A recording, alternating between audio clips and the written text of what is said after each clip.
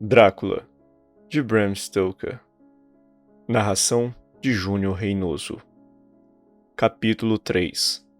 Diário de Jonathan Harker. Continuação. Quando descobri que eu era um prisioneiro, fui tomado por desespero feroz. Subi e desci escadas correndo, testando todas as maçanetas para ver se encontrava alguma porta aberta, e verifiquei todas as janelas que encontrei. Depois de um tempo, no entanto, a certeza de que todos os meus esforços eram inúteis sobrepujou os demais sentimentos. Olhando em retrospecto, acho que perdi o juízo na hora, pois me comportei como um rato preso na armadilha.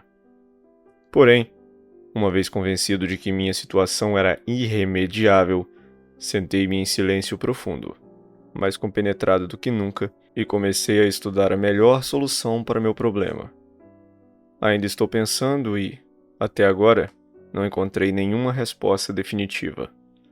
Tenho uma única certeza: o Conde não pode desconfiar do que se passa na minha cabeça. Ele sabe muito bem que estou preso, uma vez que é o responsável pelo meu cárcere, e de certo tem seus motivos para tal. Se eu decidisse confiar nele, certamente haveria de me enganar. Dessa forma, por enquanto, meu único plano é manter minhas descobertas e receios em segredo e meus olhos bem abertos. Pois das duas, uma. Ou estou sendo vítima pueril dos meus próprios medos, ou estou de fato em uma tremenda enrascada. Se for esse o caso, preciso e vou precisar ainda mais manter a cabeça fria. Mal acabei de formular esses pensamentos, ouvi a pesada porta da entrada bater, e deduzi que o conde tinha retornado. Ele não apareceu de imediato na biblioteca. Então, fui de fininho para o meu quarto e o flagrei fazendo minha cama. Era uma situação insólita, mas serviu para confirmar minhas suspeitas. Não há empregados no castelo. Quando, mais tarde, o vi pelas frestas das dobradiças da porta colocando a mesa para o jantar, tive certeza absoluta, pois, se ele se ocupa de todas essas tarefas domésticas, obviamente isso quer dizer que não há mais ninguém para executá-las.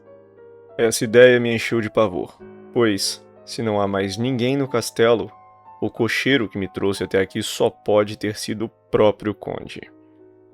É um pensamento terrível, porque, se assim for, como ele seria capaz de controlar os lobos, como fez na estrada, com um simples gesto? E porque todas as pessoas em Bistrita e na carruagem se mostraram tão apavoradas quando souberam para onde eu ia? Qual o significado do crucifixo, do alho, da rosa selvagem, da tramazeira? Deus abençoe a boa senhora que pendurou o rosário no meu pescoço. Sempre que o toco, é fonte de conforto e força para mim. É curioso que um objeto que fui ensinado a encarar com desdém por considerá-lo idolatria possa, nesse momento de solidão e adversidade, me trazer tamanho consolo. Existiria algum poder na essência do objeto em si, ou é apenas um meio, uma ajuda tangível, trazendo à memória lembranças de simpatia e aconchego? Em um momento mais propício, devo analisar essa questão mais a fundo. O que importa agora é descobrir tudo o que puder sobre o Conde Drácula. Quanto mais eu souber, melhor posso compreendê-lo. Essa noite vou conduzir a conversa para que fale um pouco sobre si mesmo.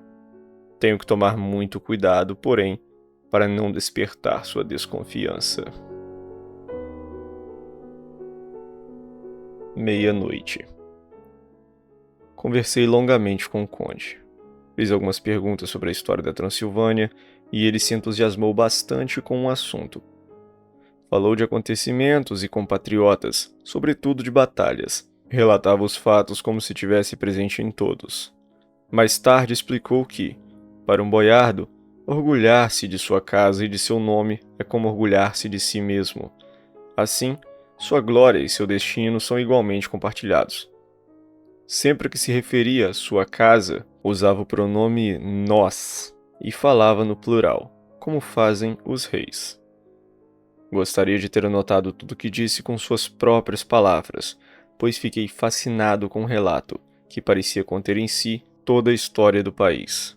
Eufórico enquanto falava, movimentou-se pelo aposento, cofiando seu grande bigode branco e segurando todos os objetos que via pela frente, como se fosse esmagá-los com sua tremenda força. Vou tentar reproduzir uma das coisas que me contou, tentando ser o mais fiel possível, pois relata, de certa forma, a história do seu povo. Nós, Cículos, temos direito de nos orgulharmos, pois em nossas veias corre o sangue de diversas raças destemidas que lutaram como leões por liderança. Aqui, no turbilhão das raças europeias, a tribo Ogrica trouxe da Islândia o espírito guerreiro herdado por Thor e de Woden, presente em seus obstinados berserkers que dizimaram as costas da Europa, bem como da Ásia e da África, com tanta ferocidade que seus habitantes os confundiam com lobisomens. Ao chegar aqui, se depararam com os Hunos, cuja fúria bélica devastara a terra como lava vulcânica, levando os povos fadados ao extermínio a acreditar que os invasores traziam no sangue o parentesco com as velhas bruxas expulsas da Sítia, mais tarde concubinas do demônio no deserto. Tolos! Tolos! Que demônio ou bruxa pode ser mais poderoso do que Átila, cujo sangue corre em minhas veias? Ele ergueu os braços. É de se admirar que sejamos uma raça conquistadora, que sintamos orgulho, que tenhamos expulsado os milhares de magiares, lombardos, ávaros, búlgaros e turcos que invadiram nossas fronteiras.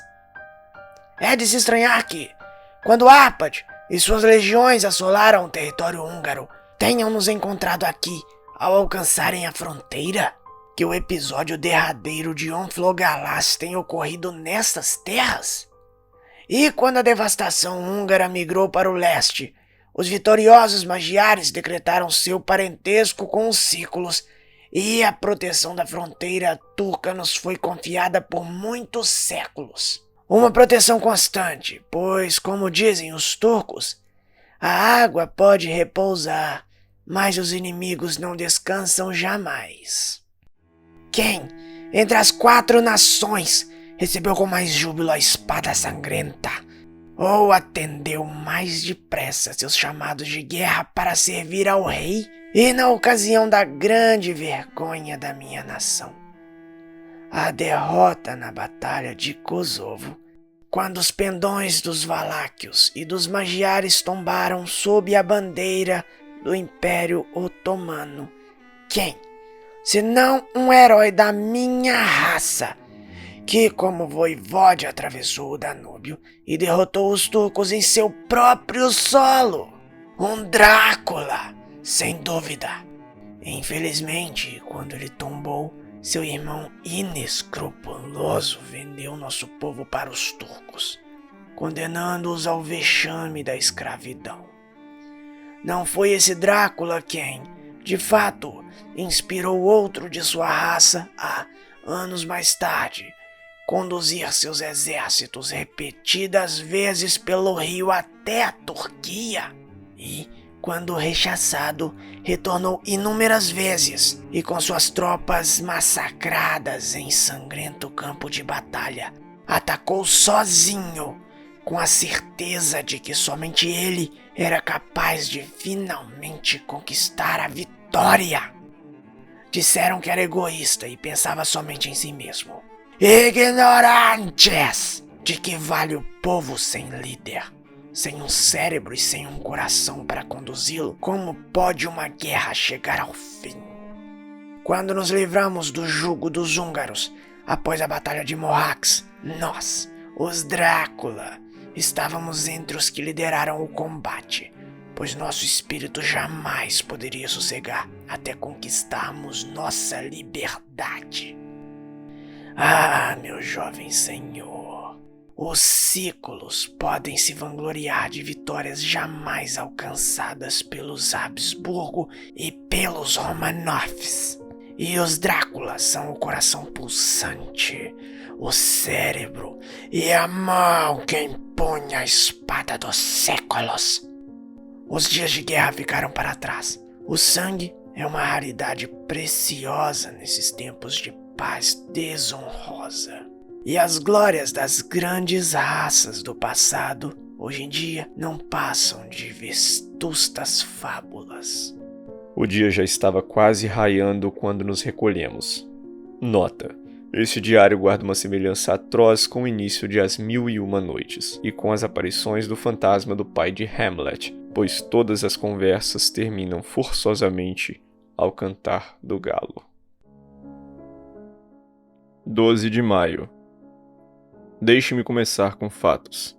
Simples, concretos, verificáveis por livros e cálculos, dos quais não resta a menor dúvida. Não posso confundi-los com experiências que dependem da minha própria observação ou da minha memória.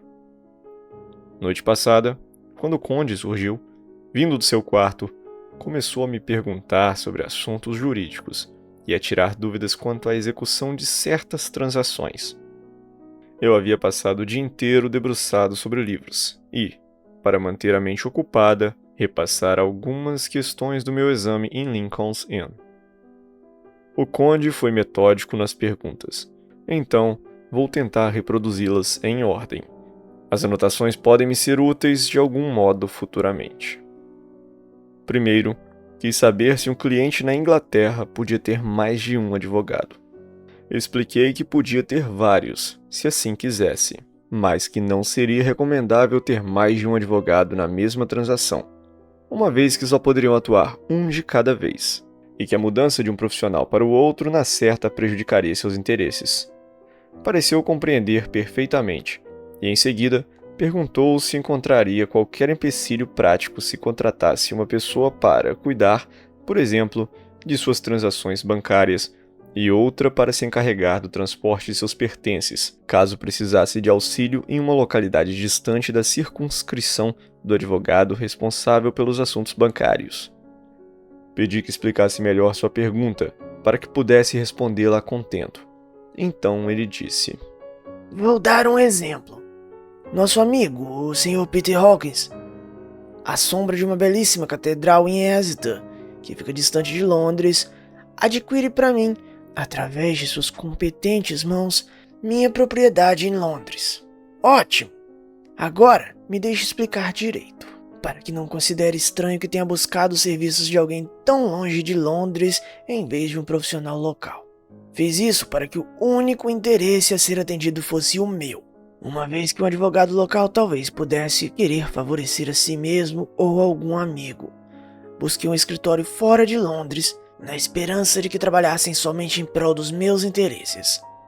Agora, suponha que eu, que tenho muitos negócios, queira transportar mercadorias, digamos para Newcastle, Durham, Harwich ou Dover. Nesse caso, não seria mais conveniente que o trabalho fosse executado por alguém em um desses locais? Respondi que, de fato, seria mais prático, mas que nós, advogados, temos um sistema que prevê a transferência de um profissional para o outro, de modo que determinado trabalho pode ser realizado por um advogado local no lugar do contratado originalmente pelo cliente, que, nesse caso, não precisaria contratar senão um único profissional para cuidar de seus negócios, sem nenhum problema. Mas eu também teria liberdade de atuar por conta própria, não teria? Perguntou. É claro, respondi. É costumeiro entre homens de negócio que não desejam compartilhar as minúcias de suas transações com terceiros. Ótimo! Exclamou e mudou de assunto para apurar meios de realizar suas exigências e a expedição de mercadorias. Sondou também quais dificuldades poderiam surgir no processo possível de evitar com as devidas precauções. Expliquei tudo o que sabia a respeito disso e fiquei com a impressão de que ele daria um excelente advogado, por ser tão detalhista e previdente. Possuía conhecimento e perspicácia extraordinários para alguém que nunca pisou na Inglaterra, e que, evidentemente, não realizou muitas transações internacionais. Uma vez satisfeito com as respostas às suas dúvidas, por mim verificadas nos livros disponíveis, se levantou e perguntou: Desde sua última carta, Você voltou a escrever para o nosso amigo Peter Hawkins ou para qualquer outra pessoa? Com peso no coração, respondi que ainda não tive oportunidade de enviar cartas a quem quer que fosse. Então escreva agora, meu jovem amigo. Disse, enquanto pousava sua pesada mão no meu ombro. Escreva ao nosso amigo e a quem mais quiser, e informe, se assim desejar, que vai permanecer comigo por mais um mês, a contar de hoje. É de seu agrado que eu fique por tanto tempo? Perguntei, sentindo calafrio só de pensar na ideia. Sim, de certo. E não aceito não como resposta. Quando seu patrão, chefe, ou seja lá como se refere a ele, contratou alguém para me atender no lugar dele, ficou entendido que minhas necessidades haveriam sempre de prevalecer, sem restrições. Estou enganado? O que eu poderia fazer a não ser expressar minha concordância com uma reverência cortês? Precisava levar em consideração os interesses do Sr. Hawkins, não os meus. Precisava pensar nele, não em mim.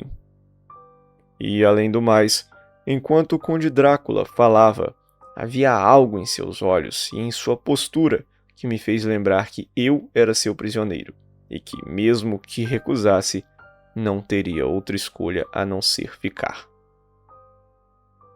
O conde percebeu sua vitória no meu gesto e seu domínio na expressão do meu rosto, pois fez prontamente uso de ambos em sua maneira suave e irresistível. Eu lhe peço, meu caro amigo, que não discorra sobre outro assunto além de negócios em suas cartas.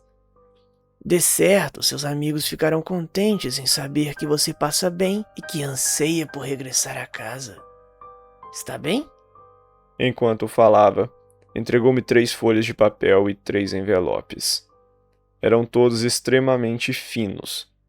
Olhei para o material, depois para o conde, e notei que sorria discretamente, revelando os afiados dentes caninos sobre o rúbeo lábio inferior. Compreendi, sem que ele precisasse ter dito uma só palavra, que precisava ter cautela ao escrever minha carta, pois poderia lê-las. Decidi escrever apenas missivas formais, mas compor em segredo uma carta mais longa para o Sr. Hawkins e outra para Mina, e para ela poderia escrever em taquigrafia, o que haveria de despistar o conde caso ele a descobrisse. Após redigir as 2 cartas, sentei-me em silêncio, para ler um livro, enquanto o conde prosseguia com sua própria correspondência e consultava de vez em quando alguns livros dispostos sobre a mesa. Ele então apanhou minhas cartas, juntou-as dele e as dispôs ao lado do seu material de escrita. Assim que se retirou do aposento, inclinei-me para examiná-las. Os envelopes estavam virados para baixo, mas não tive pudor em desvirá-los, pois, naquelas circunstâncias, sentia que precisava me proteger de todas as maneiras possíveis. Uma das cartas era dirigida a um tal Samuel F. Billington, The Crescent, número 7, Whitby. Outra para Herlotner, Varna. A terceira para Coutts & Company, Londres. E a quarta para Herring Klopstock e Bill Roth, banqueiros, Budapeste. A segunda e a quarta não estavam em envelopes selados. Estava prestes a abri-la quando viu a maçaneta mexer. Recostei-me na cadeira, após recolocar depressa as cartas como ele as deixara, e retomei minha leitura antes que o conde entrasse novamente no aposento, com mais uma carta na mão. Ele apanhou a correspondência da mesa, selou os envelopes com cuidado, depois virou-se para mim e disse: Espero que me perdoe, mas tenho muito trabalho hoje à noite. Creio que encontrará tudo o que precisa ao seu dispor.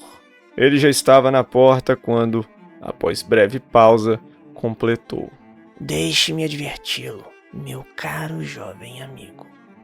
Não, deixe-me preveni-lo com toda a seriedade para que, caso saia destes aposentos, não durma em hipótese alguma em qualquer outra parte do castelo.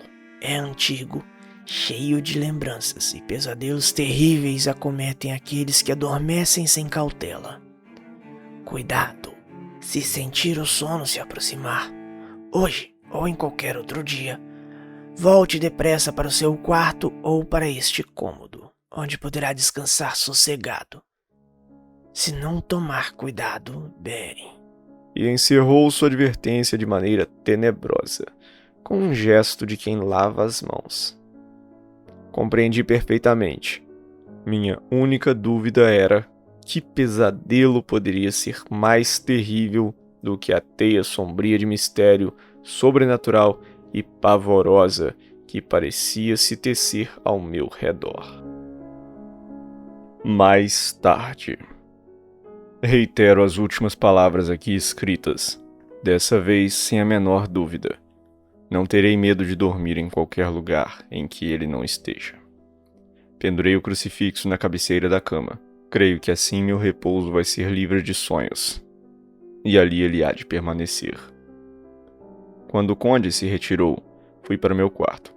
Depois de algum tempo, sem ouvir qualquer som, saí e subi pela escada de pedra até o aposento cuja vista dava para o sul. Lá era possível experimentar a sensação de liberdade diante da amplitude da paisagem que, embora inacessível para mim, não se comparava à escuridão estreita do pátio. Diante da vista, senti que estava de fato em uma prisão. Ansiei por um pouco de ar fresco, mesmo o da noite. Começo a perceber as consequências dessa existência noturna. Ela deixa meus nervos em frangalhos. Minha própria sombra me assusta e as ideias mais pavorosas passam pela minha cabeça. Deus sabe que, neste lugar amaldiçoado, meus piores temores não são injustificados. Admirei o belo cenário lá fora, banhado pela suave luz amarelada da lua, até o dia começar a se iluminar pela aurora. Na luz sutil, as colinas distantes se fundiam com as sombras nos vales e nas ravinas em uma escuridão aveludada. A beleza da paisagem servia para me dar ânimo. Respirei mais aliviado e inalei paz e conforto. Ao me inclinar na janela, vi movimento no andar de baixo. À minha esquerda, onde supunha ser, pela ordem dos quartos, as janelas do aposento do conde.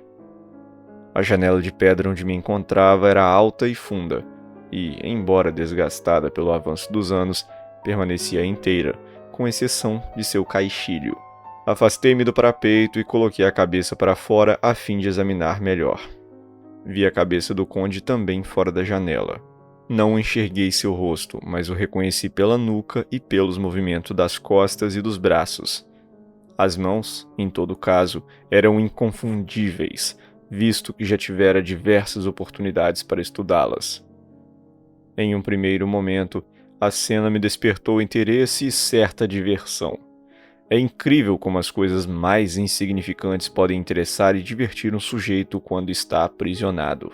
Mas meus sentimentos se transformaram em repulsa e terror quando o vi projetar lentamente o corpo inteiro para fora da janela e descer, rastejante de cabeça para baixo, as paredes do castelo rumo ao tenebroso abismo lá embaixo, com capa esvoaçante pairando no ar como imensas asas negras.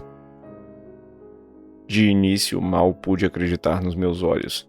Julguei ser alguma ilusão provocada pela luz do luar, algum efeito bizarro causado pela sombra.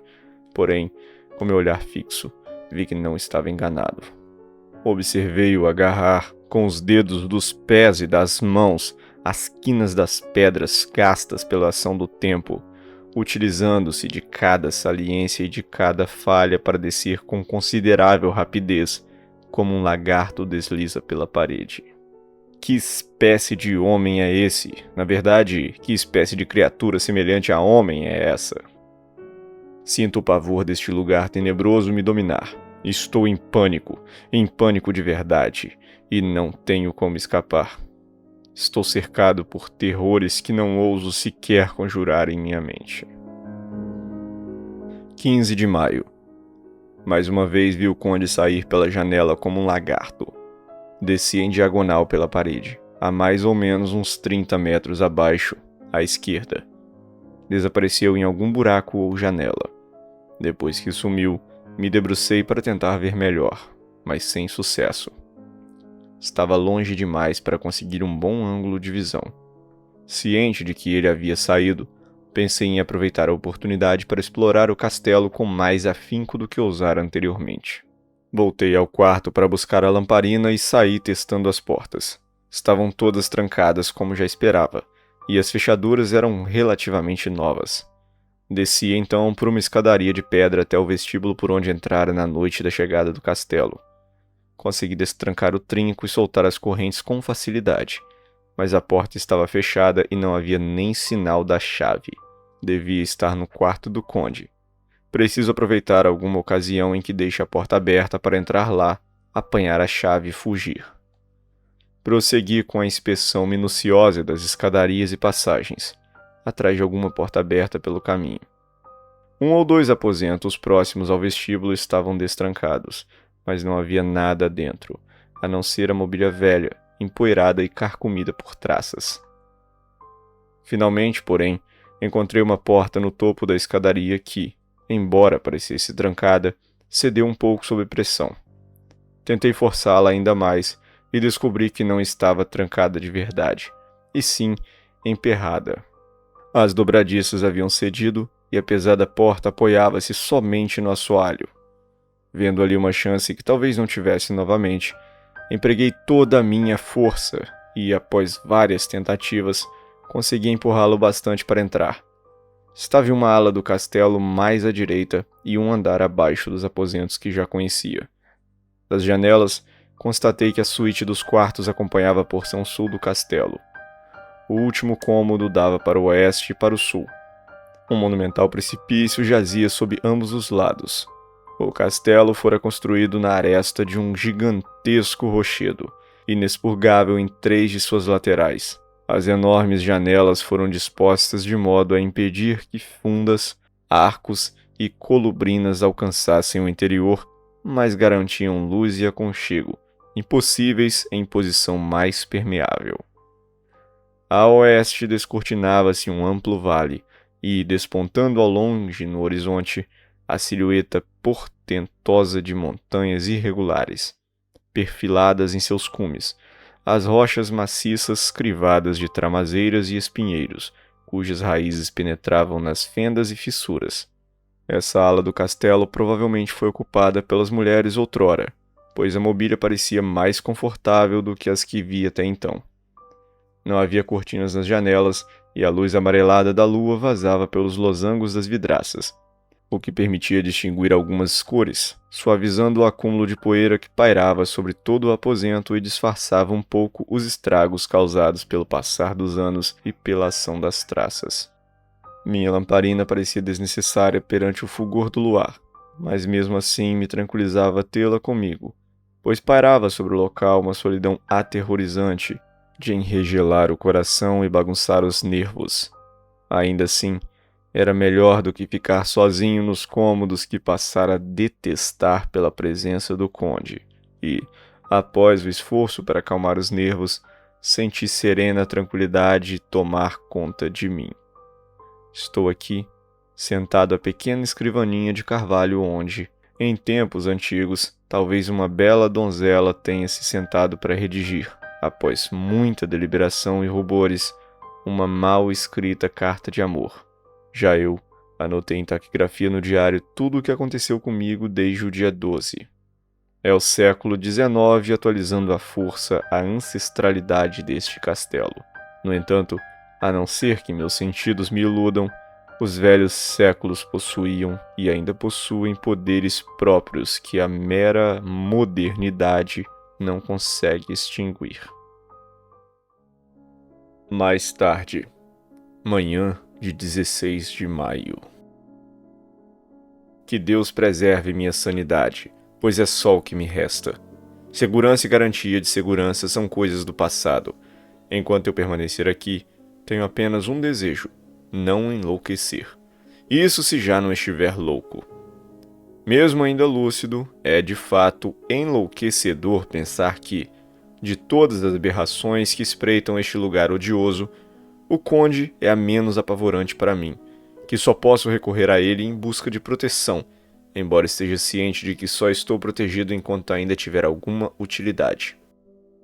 Meu Deus do céu, que eu consiga me acalmar, pois caso contrário, é caminho certo para a loucura. Elucidei alguns mistérios que me atormentavam. Até agora, não compreendia totalmente o que Shakespeare quis dizer quando fez Hamlet exclamar: "Meu bloco! Depressa! Meu bloco! É imperativo que eu anote depressa!" Agora, sinto como se meu próprio cérebro tivesse perdido o juízo, e é ao meu diário que recorro para encontrar algum alívio. O hábito de anotar minuciosamente o que acontece deve ajudar a me acalmar. A misteriosa advertência do Conde me assustou na hora. Agora me assusta ainda mais quando a recordo, à luz da experiência tenebrosa que vivi. Duvidar dele é a verdadeira temeridade. Depois que escrevi no diário e, por sorte, guardei caderno e caneta no bolso, senti sono. A advertência do Conde me ocorreu, mas senti prazer em desobedecê-la. O sono tomava conta do meu corpo com aquela obstinação que nos leva a capitular. A claridade suave no luar e a amplitude da paisagem lá fora evocavam um senso de liberdade que me tranquilizava. Decidi não retornar naquela noite para os aposentos sombrios que ocupava e dormir ali mesmo, onde, antigamente, donzelas e senhoras haviam se sentado, cantado e vivido suas doces existências, enquanto, no íntimo, conservavam tristeza profunda, saudosas dos homens que delas se apartavam para tomar parte em guerras implacáveis. Arrastei um amplo sofá até o centro do cômodo para que, ao deitar, pudesse continuar contemplando a adorável vista leste-sul e, sem me preocupar ou me incomodar com a poeira, ajeitei-me para dormir. Acho que peguei no sono. Assim espero, mas tenho minhas dúvidas, pois o que aconteceu em seguida foi assustadoramente real. Tão real que agora, sentado aqui na claridade da manhã, não creio nem por um segundo que tenha se tratado de um sonho. Senti que não estava só. O quarto continuava o mesmo, idêntico ao que vira quando cheguei. Pude distinguir no assoalho, sobre o clarão da lua, as marcas deixadas pelos meus próprios passos no espesso acúmulo de poeira. Banhadas pelo luar, pairavam diante de mim 3 jovens, aristocráticas em trajes e modos. Na hora pensei sonhar, porque, embora estivessem contra a luz da lua, não projetavam sombra. Elas se aproximaram de mim, como se me examinassem por um tempo, e depois cochicharam algo. 2 eram morenas, com o mesmo nariz aquilino do Conde e olhos negros, penetrantes, que pareciam adquirir tom quase vermelho quando em contraste com a palidez amarelada do luar. A terceira era loira, muito branca. Seu cabelo descia em volumosos cachos dourados e os olhos eram como pálidas safiras. Seu rosto familiar evocava memórias nebulosas de temor, mas não pude recordar na hora como ou de onde a conhecia. As 3 ostentavam dentes brancos e brilhantes que reluziam feito pérolas em contrastes com a escarlate lascívia de seus lábios. Havia algo nelas que me deixava desconfortável, misto de anseio e pavor mortal. Senti no meu âmago um desejo perverso e ardente de que me beijassem com aqueles lábios tão rubros. Não me agrada relatar isso, pois temo que um dia Mina leia e se magoe, mas é a vontade. Elas continuaram a cochichar e depois riram. Risada cristalina, musical, mas havia algo em seu timbre que não parecia compatível com a suavidade dos lábios humanos. Era som semelhante à doçura intolerável da melodia dos copos d'água quando tocados por um hábil instrumentista. A loira meneou a cabeça, coquete, e as outras 2 a incentivaram a se aproximar de mim. Uma delas disse: Vá você primeiro e nós a seguiremos logo. você tem a primazia por direito. A outra acrescentou. Ele é jovem e forte. Há beijos para todas nós. Permaneci imóvel, com os olhos semicerrados, experimentando a agonia da deliciosa antecipação. A loira deu um passo à frente e se debruçou sobre meu corpo até que senti sua respiração em minha pele. Era doce como mel e despertou em meus nervos a mesma sensação que a sua voz, mas havia algo amargo embutido na doçura. Um odor acre e pronunciado que me fez pensar em sangue. Estava com medo de abrir as pálpebras, mas enxergava perfeitamente. A loira se ajoelhou, debruçou-se ainda mais sobre meu corpo com expressão indubitável de gozo. Havia nela voluptuosidade deliberada, que me parecia excitante e repulsiva ao mesmo tempo, e ao arquear o pescoço, lambeu os lábios como um animal, revelando o brilho úmido em sua boca escarlate e a língua que deslizava nos dentes pontiagudos e brancos. Abaixava cada vez mais a cabeça, e eu podia sentir seus lábios descendo por minha boca, meu queixo, seus lábios pressionados contra minha garganta. De repente, ela parou, e pude ouvir o som molhado de sua língua lambendo dentes e lábios, e senti seu hálito quente bafejar meu pescoço. Minha pele formigou, antecipando o toque cada vez mais e mais iminente. Senti seus lábios suaves e trêmulos na pele hipersensível do meu pescoço e as pontas rijas dos seus caninos, posicionados e pausados. Fechei os olhos em línguido êxtase e esperei. Esperei com o coração pulsando. Contudo, naquele exato momento, outra sensação me atingiu, rápida como um relâmpago. Senti a presença do conde, que se aproximava como se envolto em uma densa nuvem de cólera. Abri os olhos involuntariamente e vi sua mão feroz agarrar o pescoço delicado da loira e puxá-lo com uma força brutal. Os olhos azuis da moça se transformaram, furiosos. Os dentes rangeram de ódio e seu rosto pálido enrubesceu, irado. Mas o conde? Jamais imaginei tamanha fúria, nem mesmo nos demônios dos abismos mais infernais. Os olhos dele pareciam queimar. O brilho vermelho era aterrorizante, como se as chamas do próprio inferno ardessem por trás das órbitas. O rosto exibia lividez mortal, e suas feições se crispavam rijas, como se os músculos faciais fossem de aço. As sobrancelhas espessas que se juntavam sobre o nariz pareciam labaredas de fogo. Com um violento puxão, arremessou a loira para longe e, em seguida, empurrou as outras para trás como um simples gesto, o mesmo gesto imperioso que o vi usar com os lobos. Sua voz, com um tom que não se elevou além de sussurro, mas que, não obstante, parecia cortar o ar e pairar ao redor do quarto, disse: Como ousam tocá-lo? Como ousam sequer olhar para ele quando eu havia proibido? Para trás, eu ordeno. Esse homem me pertence. Se vocês se aproximarem dele novamente, vão ter que se ver comigo. A loira riu coquete e irreverentemente, e virou-se para respondê-lo. Você nunca amou ninguém. Nunca amou.